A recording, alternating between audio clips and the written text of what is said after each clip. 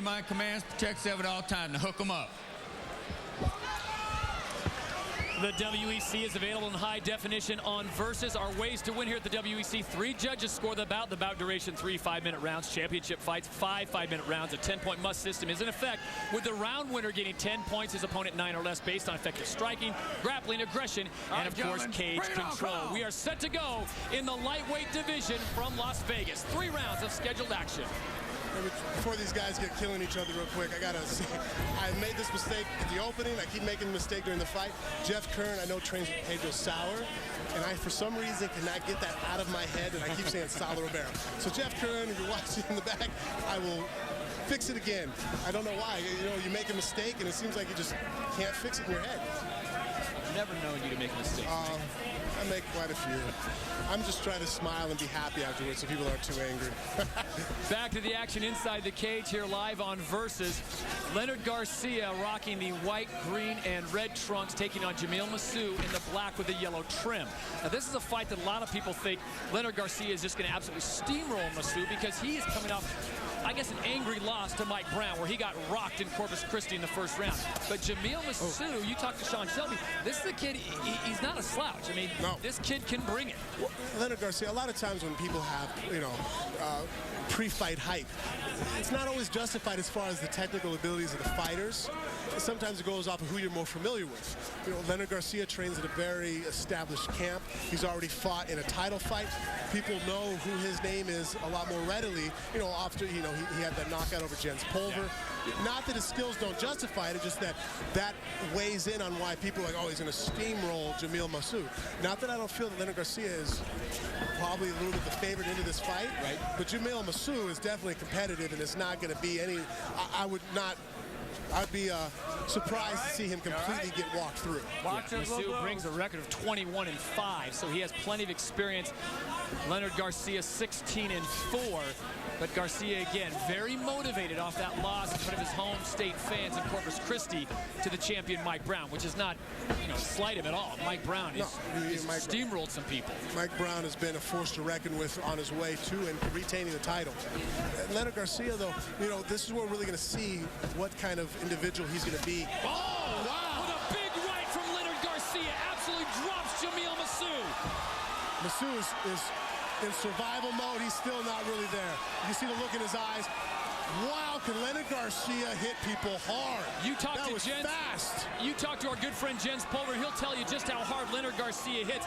Jens said this guy throws concrete bombs, and Garcia, remember, has that pro boxing experience to go along with being a brown belt in jiu-jitsu. Jens Pulver says that about them. All his training partners there in New Mexico, you know, George St. Pierre, right. Rashad Evans, Donald Cerrone, have said over and over again to different people behind stage that this is the hardest puncher they have in the room. Wow. And give credit to Jamil Massouh, because he took a huge right and was just dropped. And he's still hurt, and he's fighting on survival instincts. And just before that shot, as I say, we're going to see what kind of fighter is Leonard Garcia. Coming off that, you know, loss from Mike Brown, he felt that, you know, his performance, you know, he obviously got caught. But I actually raised my opinion even more of Leonard Garcia in that fight. Right. The fact that he took such a powerful shot from Brown and came back from it, you know, and attempted to before Brown. Brown really had to put it on him to finish it. Massouh, not only is he recovering, like you said, was surviving, but he just got the takedown. He had a nice body lock, had the knee behind, was able to, you know, do a little twist to take him down to the ground. Look at this. Jamil Massouh trying to Massouh's pass the guard. Almost looks like he's trying to get himself in position to get side control, but I'm with you, Frank. I mean, that first right just absolutely... Oh, he completely pulled the plug. Dropped him like a sack of potatoes. On Jamil Massouh, and he survived. Honestly, I didn't think he was going to survive that. And here, he's pushing almost to get the mount. I think even Leonard Garcia is a little surprised. And when Leonard did drop him, he waited just a moment. I was surprised that he didn't just pounce on him right away. You know, that was a little bit of bravado there. You know, he kind of, you know, one, being cautious not to get caught by an up kick maybe coming in. But at the same time, you know, he landed a really great shot. Get your head up. Under 40 seconds to go here in round number 1. This one's scheduled for 3 in the lightweight division. I'm glad we're seeing this, though, even though Leonard Garcia, obviously, you know, he is a phenomenal fighter. I didn't like hearing that people thought Massouh didn't really deserve to be in the cage with him. And here he just took a hell of a shot. And he has fought himself back in here. And not only has he recovered, but he's now turning around and he's doing well in the fight. He got the takedown, and now he's on top, landing some shots. If this doesn't show he deserved to be in this fight, I don't know what does. Under 10 seconds to go here in the featherweight division. Round number 1 is complete. This Saturday, this bag can save you 20%. And so can this bag. And this bag, even this bag. Because at the Ace Bring Your Own Bag sale, almost anything you put in any bag is 20% off. At Ace, the helpful place. No, not now. Come on, please. Oh, great. Nothing's worse than a dead battery. And nothing's more reliable than a Duralast battery. Engineered to start day in and day out, even under the most extreme conditions. Duralast, proven tough, only at AutoZone. What's up, Smart? Being smart. Yep, just booked my 10th night on Hotels.com. So, I get a night free. You, me, getaway. Really? Where? Anywhere you want. A bed and breakfast? Bed and breakfast, check. A place by the beach? A place by awesome. Oh, you are smart. Accumulate 10 nights and get a night free. Welcome rewards from Hotels.com. Smart. So smart. Could switching to Geico really save you 15% or more on car insurance? Is Ed Too Tall Jones too tall?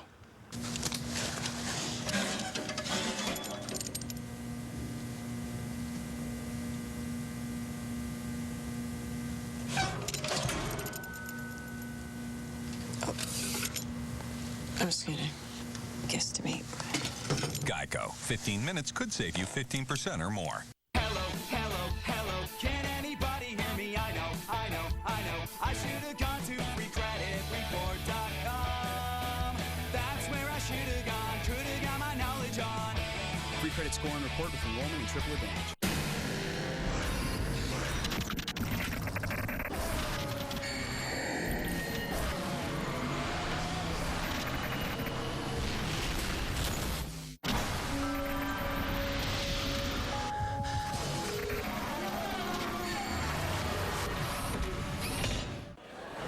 Back in Las Vegas for this featherweight bout. We have just concluded round number 1, and watch this big right. Oh, nice right hand. Not totally a straight one, not really an overhand. You just do that Lennox Lewis type of right hand where the elbow flares up and you put your thumb down. One heck of a shot. That was the big shot of round number 1 if you're just joining us, but Massouh fought his way through that, went to survival mode, Frank, and actually was scoring lots of points in the last 30 seconds of round 1. Yeah, I can't say. I think that as impressive I was with that right hand, I'm actually more impressed that Massouh survived it. And not only just survived, but ended up in a dominant position at the end of the fight, the end of that round. Wow, what ability to come back. If that doesn't show his heart, that was amazing. This is the featherweight division of the WEC. Our current champion, Mike Brown, beat Leonard Garcia in Guillotine Texas. attempt. Oh, that's a nice tight one, too, with the elbow. And he's got the closed guard. Does he have it in deep enough, though, as Massouh tries to posture out of this? It didn't look like he's really cinching it down. Now he is. Now he's giving us some horsepower. That was weird. He had the arm across the ribs. That's actually a real tight way to employ the guillotine. It didn't seem like maybe Leonard Garcia doesn't like that version of it. It didn't seem like he really bit down on it. I mean, I may be wrong, but from looking at his shoulders and his body posture, it didn't seem like he really gave it anything. Now Massouh back inside the guard. He did very well from here at the end of that first round. Like I said, I am so impressed that not only did he recover from that shot, that he came back to win the end of that first round. I mean, I don't think that he can overcome the shot he took to win the whole round. But the last 2 minutes of the round was definitely all Massouh. And you notice there he had the opportunity to stand the fight back up, and he stayed there. Stayed on top of Leonard Garcia because I think he fears that big right again, and for good reason. Yeah, and that right hand again, Leonard Garcia fired that thing off again. That thing is explosive dynamite. That right hand, I'm extremely impressed with. Mike Brown has a very powerful right hand, but Leonard Garcia is, I think, a little bit quicker. Maybe not having Mike Brown, obviously, is Mike Brown, the champ. His right hand's phenomenal. But I really like Leonard Garcia's right hand. I think it's scary.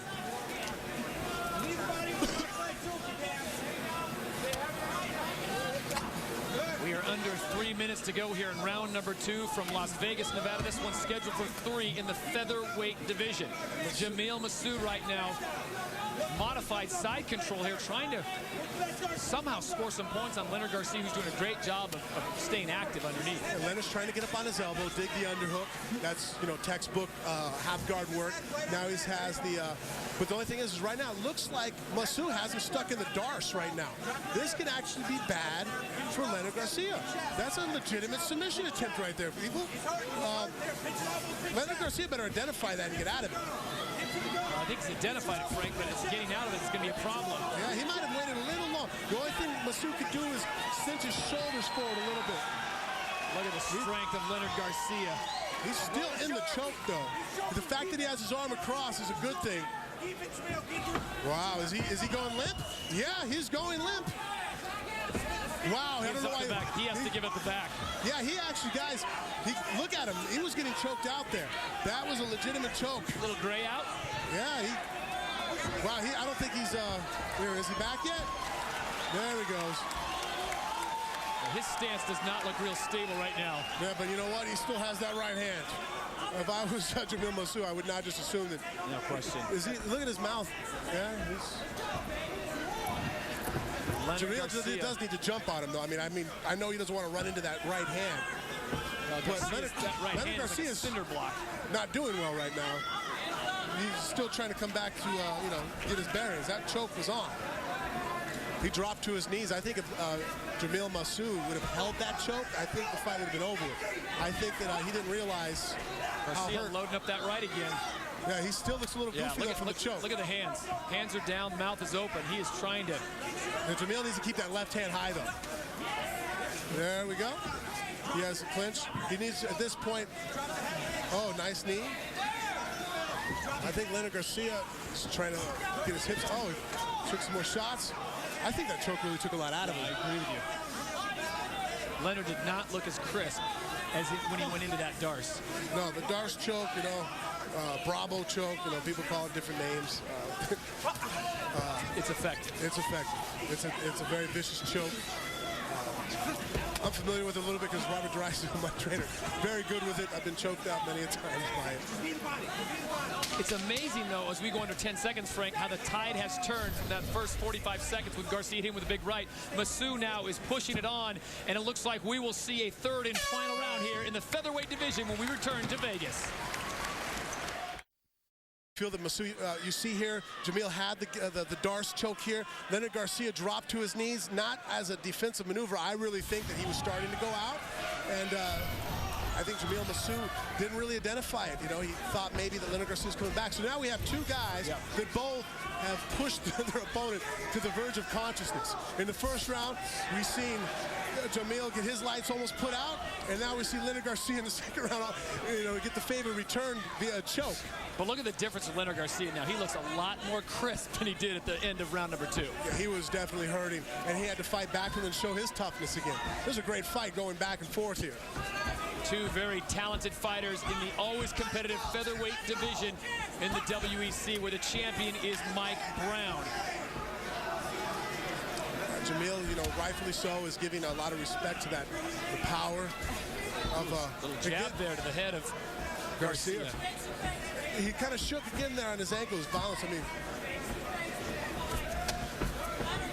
I'm really impressed with Jamil Massouh. I mean, he has brought, Sean Shelby told us this guy, don't sleep on him. He has mixed it up, and coming back from that big cinder block bomb that he took in round 1.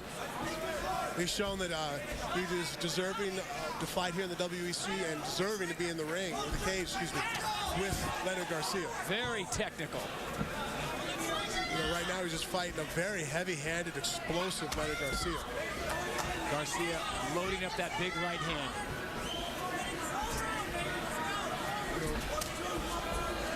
I still think Jamil needs to, I agree with his corner.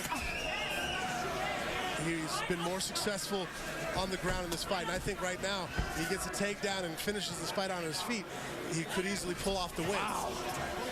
Attacking at different levels. Jamil Massouh gets him in the clinch up against the cage as we go close to 3 minutes left in this third and final round. Jamil has done a good job of stepping around with the body lock. He'll step behind with the thigh. I think that he, again, would be effective with that. Just lock him up, do a step behind, and pull it back. And he landed a left hook himself. Actually, Leonard Garcia is throwing some vicious shots, but he's starting to become, he's starting to telegraph him. He's putting so much intensity behind the shots, you can see them coming. That one you couldn't. That was a nice left hook. But are you seeing a desperation from Leonard Garcia now? The way he's loading up that right and just firing for the fence. I don't know if I would throw into the desperation category just yet. I think he just is a guy with a lot of confidence. Like right there, the spinning side kick, hook kick, kind of telegraphed that he started stepping over with the left foot. And he kind of hurt you. You can see when he's coming in. And if I was Jamil Massouh on my side, I would go ahead and identify that, his tail, and go ahead and change levels and take him down when I see him perk and jerk forward. He kind of gets real intense. Yeah, right before. A split second before he throws a shot.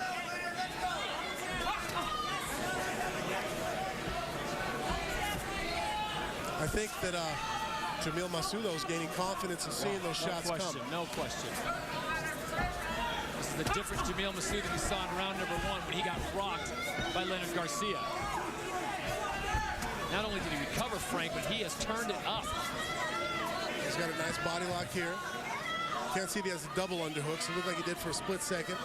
Now, Leonard Garcia doing a good job of pulling his hips out to the side. Under 90 seconds to go in this, the third and final round from Las Vegas. Jamil Massouh in the black trunks. Leonard Garcia in the red, green, and white. Massouh, just on effort alone, he's losing this round. He hasn't really done anything to take down Leonard Garcia, and he hasn't thrown any shots with any intentions behind him. Leonard Garcia, even though he hasn't done really anything either, he's been trying. He's been going for some knockout punches.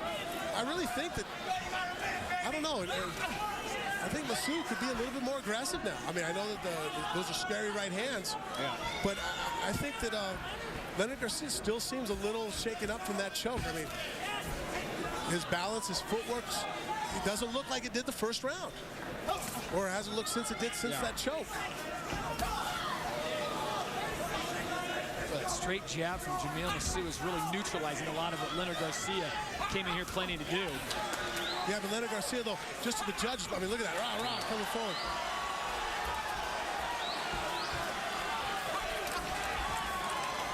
Man, I think Jamil Massouh did not do enough. Well, he's opened up a cut on the left side, just under the eye of Leonard Garcia. I don't think he's going to be happy with himself. I think he could have put a little bit more effort in this third round. Under 10 to go, and this is the third and final round.